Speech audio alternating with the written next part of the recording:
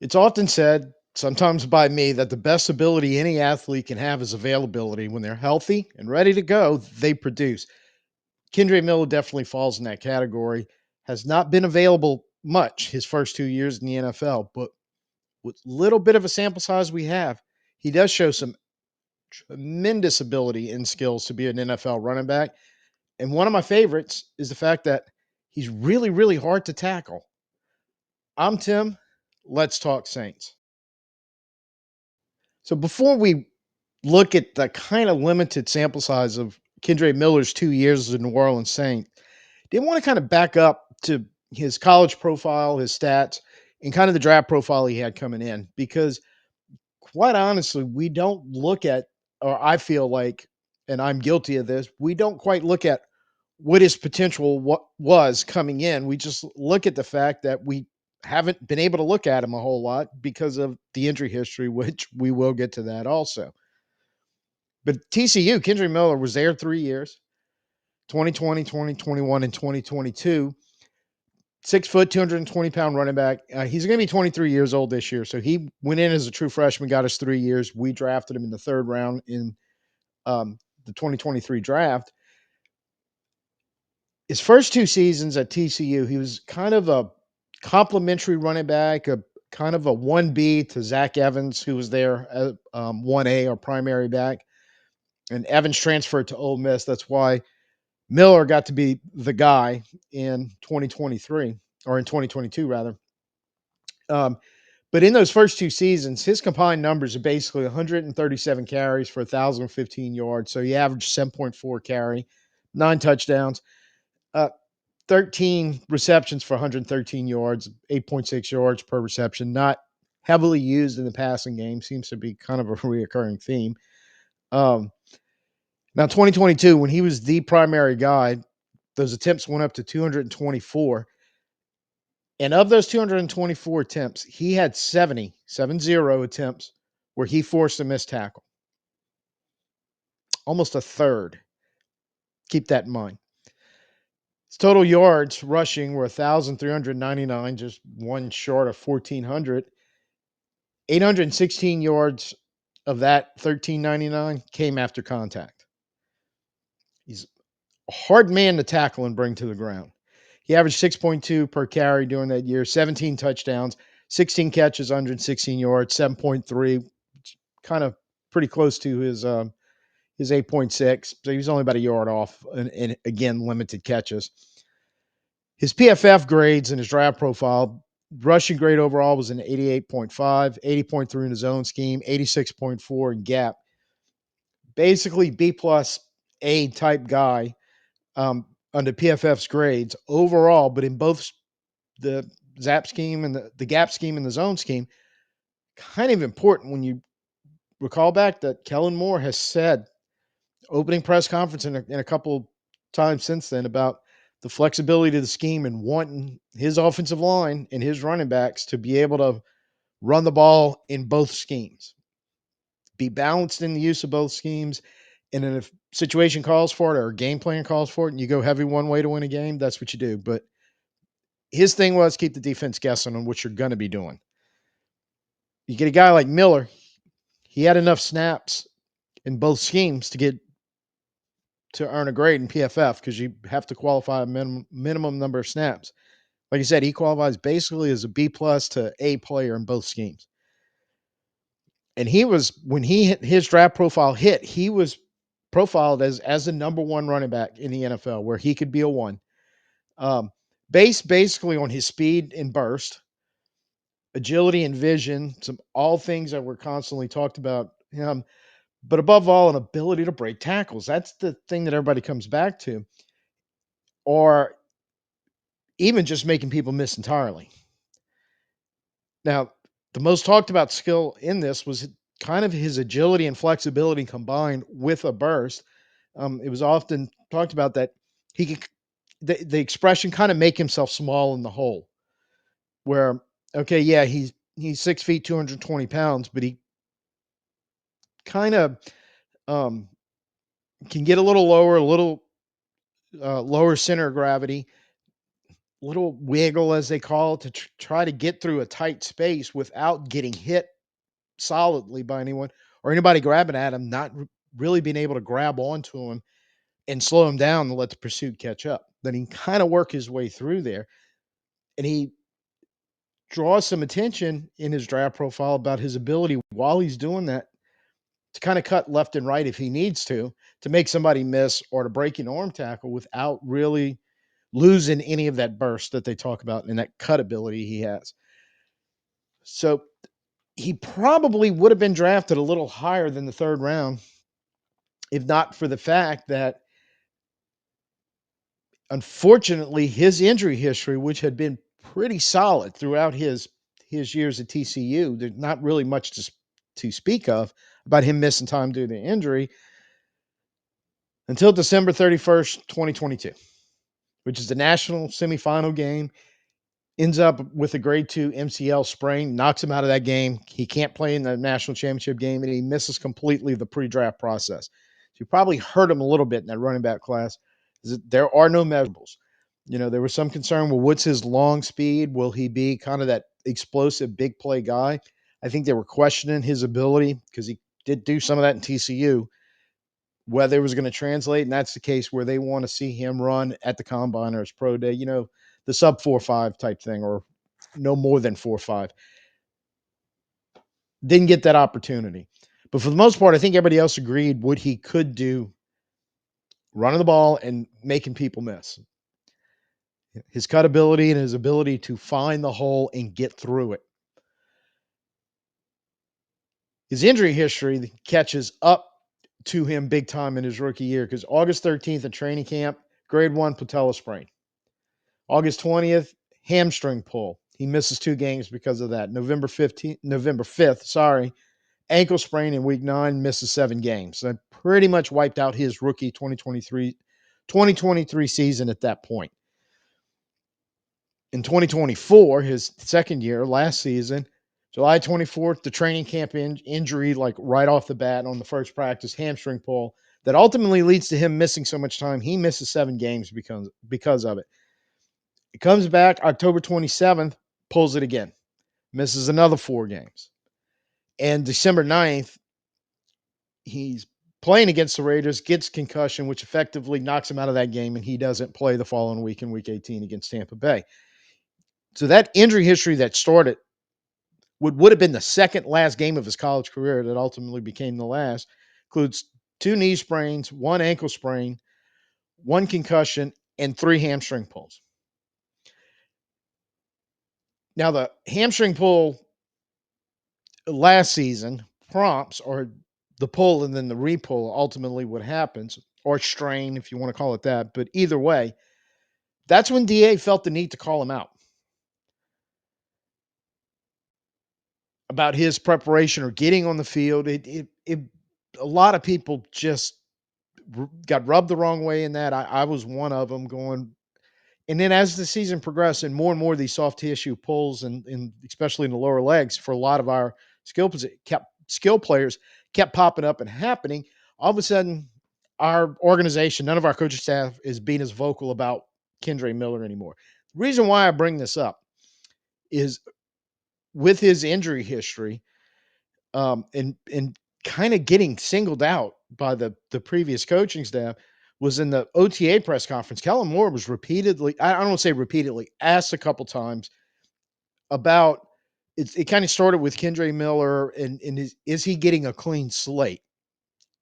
And they were soft tossing around what I just told you. I mean, it was fairly obvious, and I don't think anybody wanted to bring it up. And Kellen Moore, I mean, specifically that it was DA who said it, and Kellen Moore definitely didn't. He's looking forward. He's not really caring about the past so much. But the point was, he did acknowledge clean slate for Kendre Miller when it comes to all this stuff. And it actually went further, and I kudos to him for this. Said clean slate for everybody. We don't really care what the issues, the problems were, or whatever prior to us showing up. What we care about is what happens from this point on. Kind of threw all that to rest, which I feel like needed to be said, and understand why they asked in the case of Kendre Miller. And there's probably a couple of other players they could have asked something similar about to get to the point where, look, doesn't matter to us. we're carrying on forward. And I think one of the reasons why they're willing to do that is the very simple reason you break down what he did in college. And even if you look at his limited sample size of what he did in his 2 years with the Saints, you're kind of like, yeah, you want to give this guy equal footing and a chance. Because the stats with the Saints, 2023, only 39 rushes in 8 games, 148 yards. But one of the stats that you can pull up, and PFF tracks this kind of as an advanced metric as part of their elusiveness rating, which we'll talk about that in a second. But of that 148 yards that year, 126 came after contact. And it was a 3.8 average per carry. You really want to see that north of 4. 5 or better is really fantastic. But you look at his total yards in accounting for most of it coming after somebody has tried to tackle him that he's got to get rid of. You kind of like, how do you look at that 3.8 at that point? I don't really know, to be honest. Tell me down in the comments if you do, because I don't know if that's a qualifying number at that point. How many times was he getting hit and having to break tackles before he could even get downfield to try to advance the ball? And go to highlight package, you're going to see this appear a couple of times last year in 2024. And speaking of 2024, he only gets in 6 games. Very comparable numbers: 41 rushes, 156 yards, exactly 3.8 again, which is, again, I don't know how to think about that because now he's come up just short of 4 yards per carry both years. But then of that 156, 128 yards, he gained after contact. Guy's not exactly getting free runs around on most of his carries, as limited as they are in his NFL career. So his combined total yards in 2 years is 304 yards rushing, and his combined total yards after contact of that 304 is 254. So he's averaging 3.18 yards after contact. Round that up to 3.2, you're basically saying, well, he averages 3.8 a carry, but of that, 3.2 comes roughly after contact. So as I said, this is kind of one of the PFF Pro Football Focus advanced metrics when they're talking about their elusive rating, which in his career in those 2 years, basically the numbers he put up there is kind of about 14 games. That would roughly be a primary backup role for a single season for most running backs in the NFL, kind of the number 2 running back that plays when injured and spells the starter. But in those numbers, in those 14 games, his elusive rating is 83.6. Pretty high number, which in the elusive rating basically is what they use to measure running back success independent of blocking, which I think is kind of a nice way of PFF saying blockers wasn't helping him out a whole lot. Like what he was getting was independent of what they were doing. Now, grain of salt, it also could be on the running back running through the wrong hole, not having the correct vision, and several other things that may be in his control or may not under his control. A bad exchange with the quarterback can sometimes throw this off. So grain of salt. But when you look at, I mean, you kind of have to look at what his rushing yards were and how much he gained after contact, saying he he's a hard man to tackle, and that's a good thing. Just throw it out there. His combined receiving numbers in the NFL: 15 catches on 19 targets for 150 yards. Again, not heavily involved in the passing game, sort of like he was at TCU, but he seems to show an ability to catch the ball and make some plays. And we get to the highlights. I did tackle on exciting catch he made in the 2023 preseason. The last thing to talk about is kick returns, and I do have one of those in the highlight package because we didn't even try him at kick returns in 2023. We let him do it. Manages to get out there 6 returns last year for 176 yards, 29.3 average with a long of 41, which, spoiler alert, that is the one that I've got it in the highlight reel. So you look at a guy coming in, what he's done in his 2 years with the Saints kind of fits what his he was projected to be coming out of TCU, his draft profile, the kind of things that people were talking about, inability for defenders to get him on the ground real easy. Yeah. Either flat out making people miss and totally whiffing, or just the ability for them to not get a clean shot on him, not square him up and drag him to the ground real easily, and kind of a tendency of getting hit and gaining extra yards out of it, whether he is actually breaking a tackle or even while he's getting tackled. And you'll see some clips of this where he's picking up a half yard, yard and a half, 2 yards after that contact falling forward. That is all hidden yardage and really, really important. And when you're looking at basically what the Saints are expected to be this year, you're going to need as much of that ability that he brings as possible to help out that offensive line as they're trying to figure that out, and to fight for the extra hidden yards that he gets 15 carries a game and picks up yard and a half of extra yards after every single one of them. You're talking about that's about 2 first downs worth of hidden yardage. There's a lot to like when you just look at the basic numbers of what Kendre Miller brings. And then when you look at his highlights, you realize I I kind of see where there's something really there if we can just keep him on the field and healthy. Video is courtesy of New Orleans Saints YouTube channel.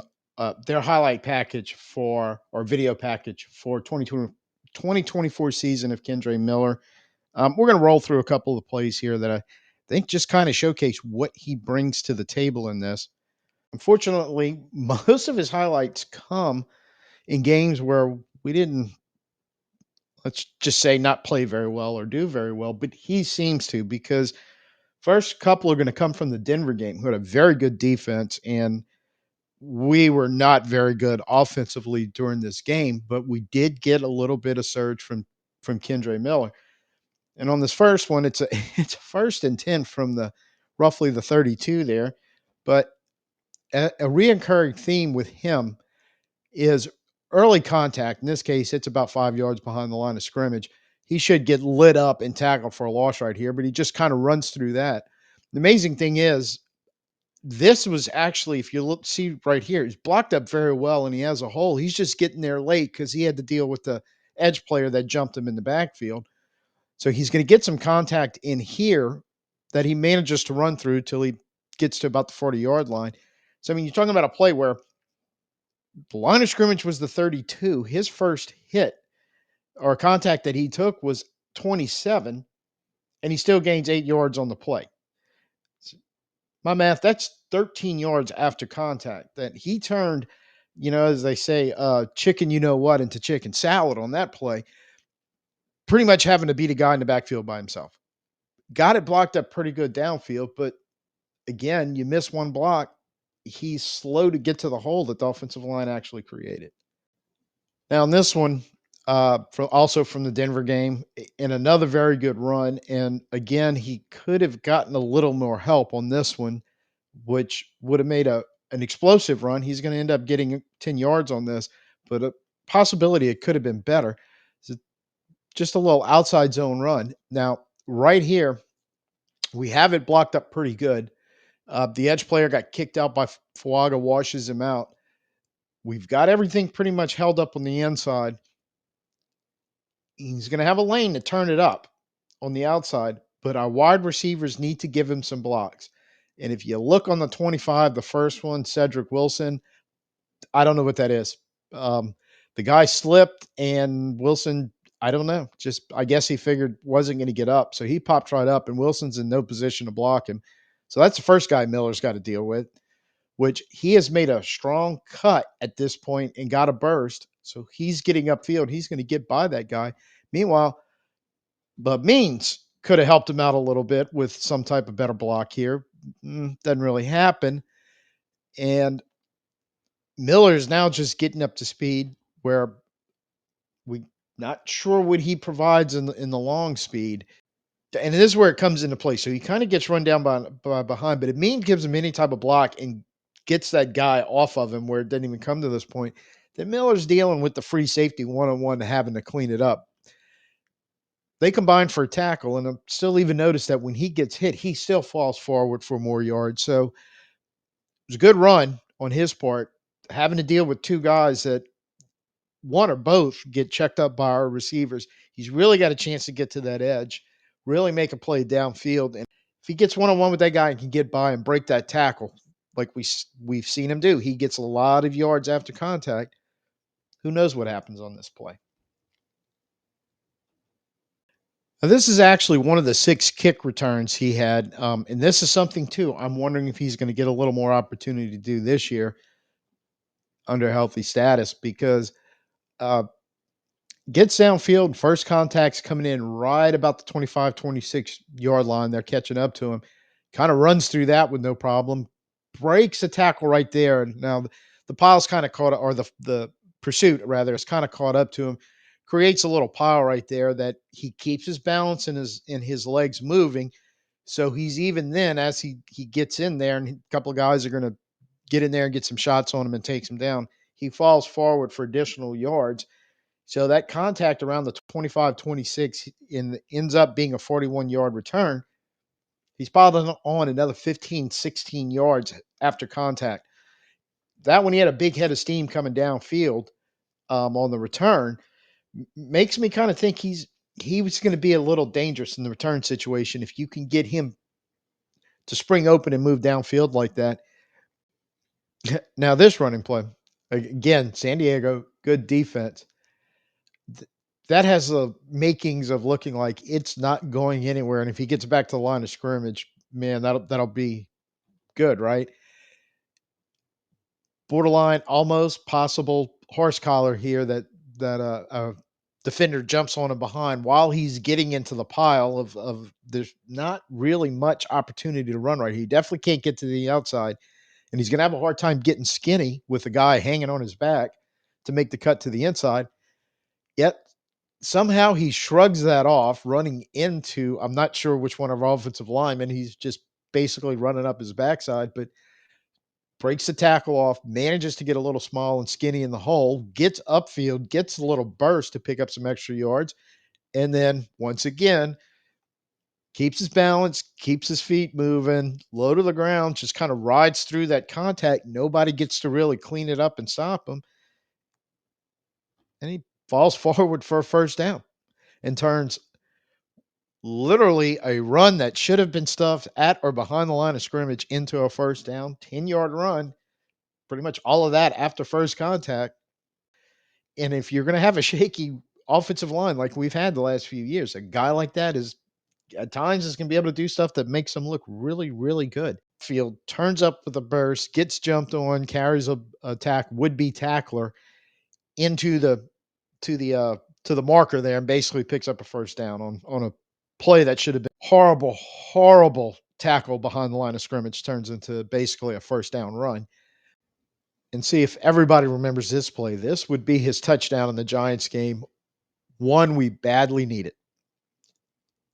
This play doesn't happen, we don't win the game, and we're really close to this play not happening on first and goal and putting us back. It looks like it's blocked up fantastic right here, but that doesn't last long. He's got a defender coming up, either linebacker or safety, somebody around in the box comes flying through there untouched and shakes that one off, gets a cut up field, gets around the edge defender. If he gets stuffed originally around the 10-yard line, this is going to be another one of our second and roughly tens in the red zone. And as well as we did play and score points in the red zone, we did have these instances where we didn't stay against the chains. It was a real struggle. If we didn't pick up some type of decent positive yardage on first down, that was one of the things that set our what was a better red zone offense than we'd seen in a couple seasons. It's one of the things that kind of got on us that would set us back. So he does a great job.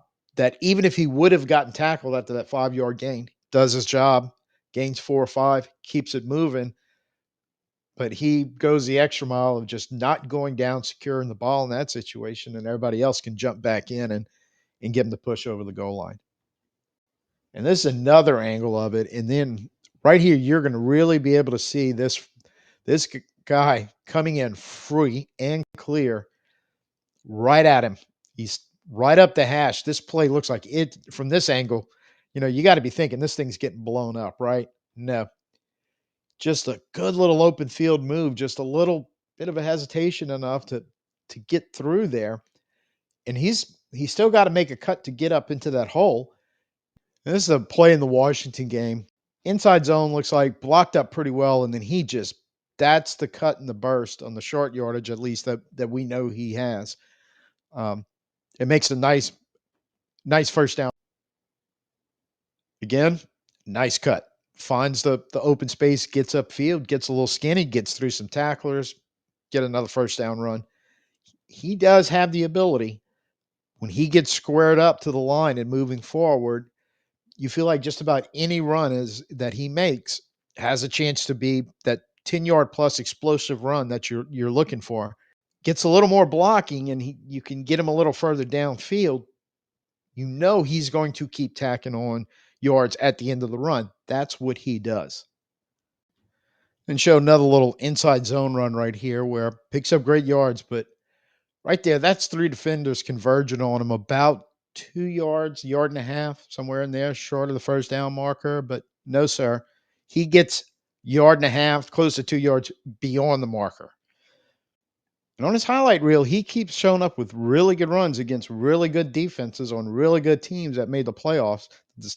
The Saints had coming down the stretch last year. And that is just a great, patient cut to kind of find the space, the hole to run through, makes a great little run through there, gets skinny, and then once again, after getting skinny to get through there, he gets big and goes right over defender. So pulling up a Kendre Miller highlight from Chargers game in the 2023 preseason, one clip I found about his downfield receiving, and basically he's going to operate off of a wheel route, starting out in the backfield. Right in here, he's getting picked up in man coverage and actually gives a slight hesitation, but allows him to get to the outside and up the sideline on the wheel. Jameis Winston puts a good throw right on him. He's got to make a little dive to get to it, but makes a nice catch, get you down in the red zone. That's type of downfield stuff we really hope we see from Kendre Miller being utilized in this. We didn't see it even as limited as he was. We really didn't see much of that in the receiving game with his snaps the first 2 years. Most of it was stuff operating out the backfield, screens, checkdowns, that sort of thing. But this is definitely something that you can add it in, and he's able to do it, makes him a complete back as far as what's he going to be able to do running the ball and receiving the ball. So I get it. That highlight package is just limited. It's a small sample size, 14 games in 2 years. And even the way they used him, limited. It seemed like when he was healthy and ready to go, they still wouldn't let him touch the ball as much as I would have liked to, compared to some of the other running backs who were back there with him that were getting touches. I pretty much liked the glimpses that he showed, and I think this highlight reel, these plays, that's basically all it is a glimpse. And I know there's some runs in there that aren't good. Okay, I know there's runs in there that where you're going, but for the most part, look, think there's no doubt in my mind he shows. And then when you look at what he did in college, especially that last year in TCU, but really what he did the first 2 years as a complimentary back, along with what he's been able to put down in his 2 years and limited, even on the kick returns, constantly shows he could be a breakout candidate for the Saints if we can get him healthy, ready to go on the field. Really love to say 17 games, but at this point, if we can, he's had 14 in 2 years. If we can get 14 to 15 games out of him this year, that'd be a huge jump. And I think he would be able to throw up the numbers to show how important he is, I think, to what we're trying to do in New Orleans. So look, as a general rule, tackle efficiency numbers around the NFL the last few years, as the NFL is becoming more and more run heavy, the running numbers are kind of going up, and by comparison, the tackling numbers are going down. And that decline is no import. Look, missed tackles. Missed tackle rate has been climbing in the NFL, and As a sidebar, if you watch the Saints try to tackle people the last couple of seasons, we're a big reason why the missed tackle rate's going up. But I mean, when you're looking at a player who that's his kind of his special skill set. That's what he does really well, making people miss. Not giving them the clean shot, getting small, getting through the hole, all the things, little snippets in those highlight reels we were showing that he can do. Other running backs around the league do it. Some can't. May not have the long speed. We still haven't necessarily seen that. Fully healthy, maybe it's there. And maybe he is a game breaking running back, which adds a whole new level to what we think we have. But I look at him and just keep drawing in my mind a Mark Ingram comparison because I feel like roughly the same size, kind of the same running style, kind of that same ability to. And you just don't get the clean shots at those guys, and they're able to kind of keep picking up some yards when you think, hey man, that's a 2 yard carry. And next thing you know, it's turned into 5 or 6 yards. I think as a compliment, that's what you need. That's what you're looking for. Don't know how many years Alvin has left of being the one main guy with the explosive plays.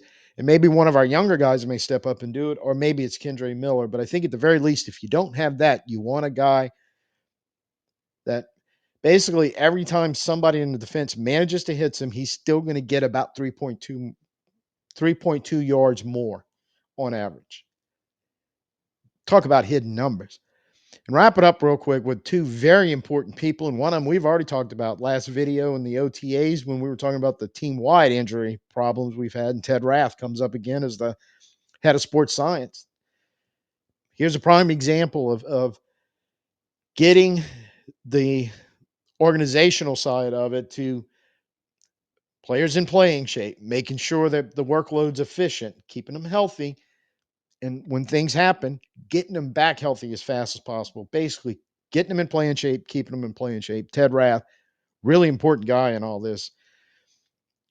One we hadn't talked about is TJ Paganetti, the run game coordinator, who has quite the bit of resume. We talked about him in several of the coaching staff hire videos that we had earlier around February. And he was going to break him down a little bit. And I said, I read a comment he made at some point in the last couple of days with the press running around there in OTAs. The standard coach, hey, look, we need to put our guys in position to make plays. But his take on it, and I'm going to quote it. His way of saying the same thing apparently is we do things that make sense and are fair to the players. We don't put players in positions that suck. That's all I can ask from my run game coordinators. Look, be good with the scheme, be good with what you're going to contribute into that, including towards making the play call sheet for running plays. But most importantly, don't put our guys in position that they're going to suck. Appreciate the thought effort on that one, TJ Paganetti. So this is a wrap up on Kendre Miller. Look, in the hope and optimism portion of our season right now, in this off season and going through this, like I said, really walking it back and looking at what we were getting when we drafted Kendre Miller, that if we can get the availability part figured out, I think he brings a tremendous amount of running ability that's going to help this team. So let me know what you think down in the comments on that. And I'm kind of the refresher on this is with Alvin, whatever he's got left in the tank, plus drafted Neal, adding Yorns as an undrafted free agent. I think more and more, just looking at this running back room going, we have a really good balance, a really good mix there. We keep everybody healthy. This idea of running the ball, we can make it work. So hope everybody has a great and safe and wonderful Memorial Day today. And be safe for sure. And until the next time I see you, I'm Tim. Peace out and who dat.